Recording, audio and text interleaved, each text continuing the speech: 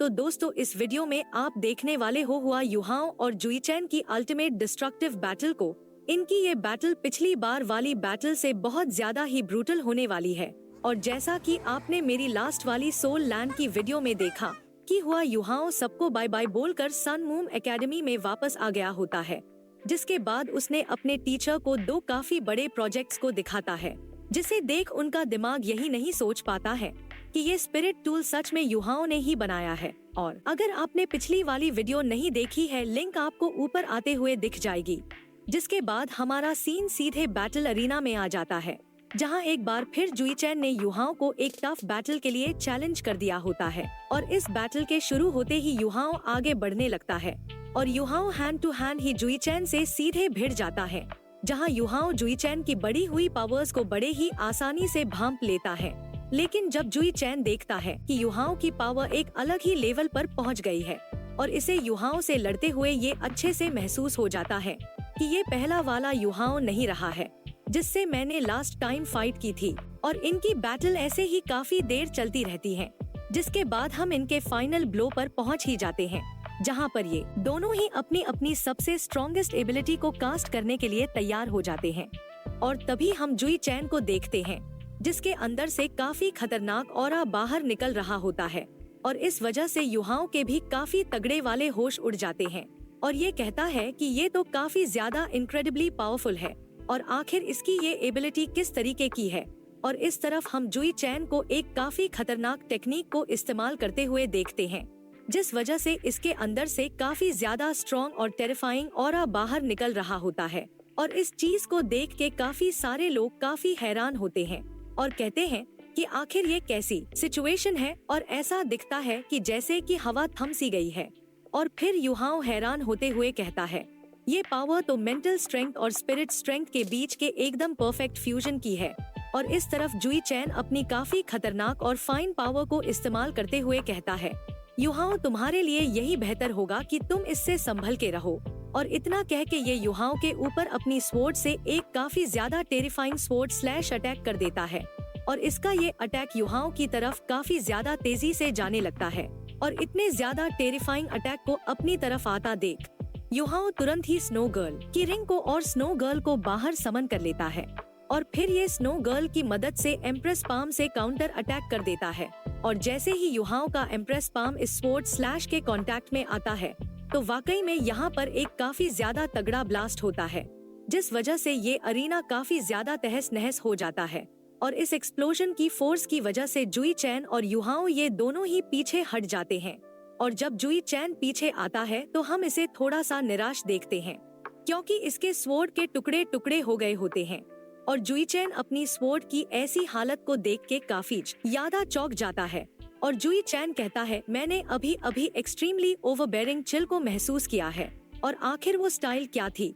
तो युहाओ कहता है कि अच्छा, उस पाम को उसे तो एम्प्रेस पाम कहते हैं और ये एकदम नई स्पिरिट टेक्निक है जिसे मैंने हाल ही में मास्टर किया है। और तभी जुई चैन कहता है, मैं हार गया हूँ। तो युहाओ कहता है कि नहीं नहीं, तुम नहीं हारे हो। असल में तो तुमने मेंटल स्ट्रेंथ और सोल स्पिरिट के फ्यूजन वाले रहस्य को समझ लिया है। और इसकी मदद से तो यहाँ तक कि तुमने अपना खुद का भी एक डोमेन बना लिया है। और इस डोमेन का नाम क्या है? तो जुई चैन कहता है, इस डोमेन को सॉलिट्यूड कहते हैं और ये अब तक कंप्लीट नहीं हुआ है और मुझे इसके ऊपर पूरी तरीके से खुद के डाइवर्जन के ऊपर निर्भर होना पड़ता है।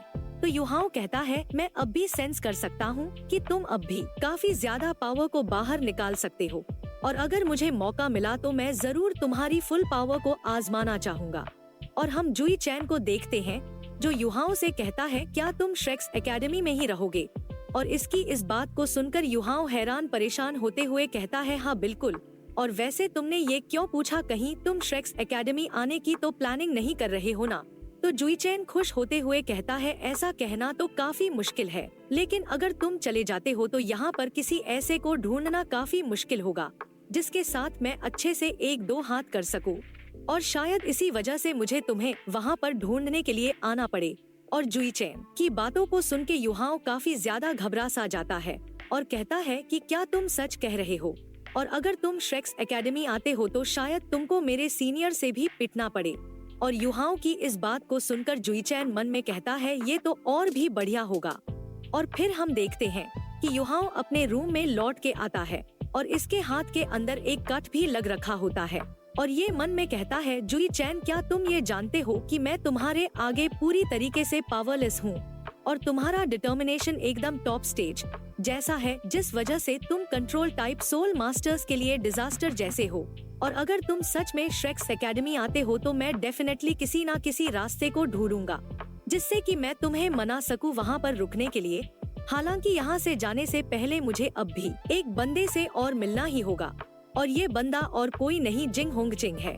और फिर हम युहाओ को जिंग होंगचिंग के ऑफिस के अंदर देखते हैं और युहाओ को देख के जिंग होंगचिंग कहता है, ये बंदा तो काफी लंबा हो गया है, खासकर इसकी वह चमकदार आंखें हैं और शायद ये रेडियंट हॉल को ज्वाइन करना चाहता हो, नहीं ऐसा होना तो नामुमकिन है।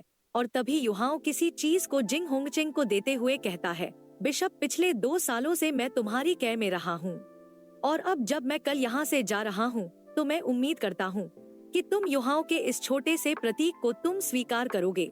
और इस चीज को देख के जिंग होंगचिंग मन में कहता है, क्या ये सच में मुझे गिफ्ट देना चाहता है? ये तो क्या ही कर्तव्यनिष्ठ बंदा है। और मेरे इतने सारे स्टूडेंट्स थे लेकिन तब भी उनमें से एक ने भी इस जैसा कभी कुछ नहीं किया। हालांकि ये बस एक मामूली सा बेसिक स्पिरिट डिवाइस है और इसमें तो इसकी कोई भी चालाकी नहीं लग रही है। और इस तोहफे को देने के बाद युहाओ कहता है, तो फिर अब मैं यहाँ से चलता हूँ। और इतना कह के युहाओ यहाँ से चला जाता है और युहाओ के यहाँ से जाने के बाद ये इस चीज को देखते हुए मन में कहता है, ये ऑब्जेक्ट तो किसी ऑर्डिनरी से ज्यादा खास नहीं है और क्या ये इस तरीके से मेरा मजाक उड़ाने का सोच रहा है?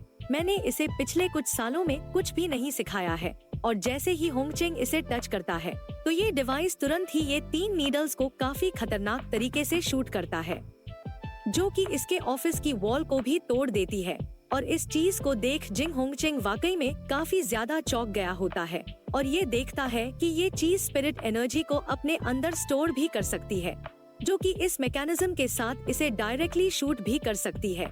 और जैसे ही जिंग होंगचिंग इस बात को जान लेता है तो ये तुरंत ही चिल्लाते हुए लिंसिया से युहाओ को वापस से बुलाने के लिए कहता है। तो दोस्तों, इसकी अगली वीडियो आपको जल्द ही देखने को मिलेगी। अगर आपने इस वीडियो पे 4000 लाइक का टारगेट पूरा करवा दिया तो और हाँ, कमेंट में नेक्स्ट पार्ट जरूर से लिखकर बताना। तब तक के लिए बाय बाय, टेक केयर।